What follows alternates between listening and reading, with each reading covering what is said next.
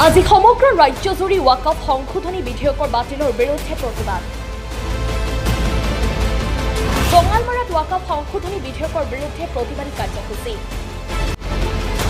ৱাকফ সংশোধনী বিধেয়ক বাতিল নকৰিলে ইয়াতকৈ তিব্বতৰ আন্দোলন গঢ়ি তুলিব ৰাইজে। ভাৰতীয় মুছলমানৰ ওপৰত চৰকাৰে মাহিয়াৰী চকুৰে চাই আছে। মৌলানা ছাইফুদ্দিন আহমেদ বুলবুলিয়ে ৱাকফ সংশোধনী বিধেয়ক বাতিল কৰিবৰ বাবে চৰকাৰক অনুৰোধ জনাইছে।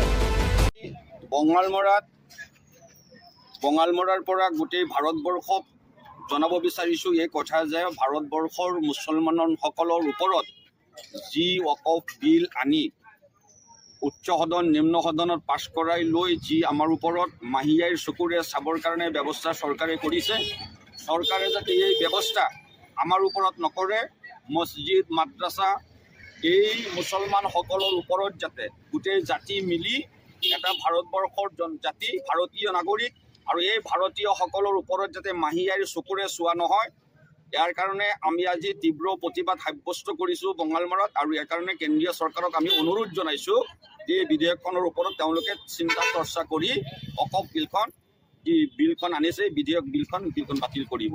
1 নম্বৰ। 2 নম্বৰ কথা হৈছে গোটেই ভাৰতবৰ্ষত যেতিয়া প্ৰতিবাদ সাব্যস্ত হৈছে, বঙালমৰাতো আজি প্ৰতিবাদ সাব্যস্ত হৈছে, গোটেই ভাৰতবৰ্ষৰ ৰাইজৰ প্ৰতি লক্ষ্য কৰি কেন্দ্ৰীয় চৰকাৰখনে এই বিলখন বাতিল কৰিব লাগে।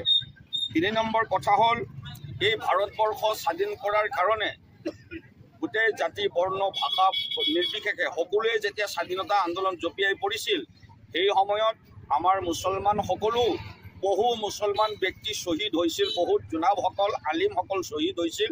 সেইকাৰণে ভাৰতৰ এই বিলখন আনিলে আমাৰ ওপৰত এটা হেঁচা প্ৰয়োগ কৰা হৈছে, মাহিয়াৰ চকুৰে চোৱা হৈছে, আমাৰ সা সম্পত্তিসমূহৰ কোনো ব্যক্তিত্ব নাথাকিব, এনেকুৱা এটা অৱস্থা হৈছে মছজিদ মাদ্ৰাছাসমূহৰ। আমি এই চিন্তা চৰ্চা কৰি এই বিধেয়কখন বাতিল কৰাৰ কাৰণে কেন্দ্ৰীয় চৰকাৰক দুনাই চিন্তা কৰিবৰ কাৰণে আমি আমাৰ ফালৰ পৰা কেন্দ্ৰীয় চৰকাৰক অনুৰোধ কৰিছোঁ। আৰু আমি মুছলিমে বঙালমৰাৰ পৰা এই বিলখন বাতিল কৰিবৰ কাৰণে বিধেয়কখন বাতিল কৰিবৰ কাৰণে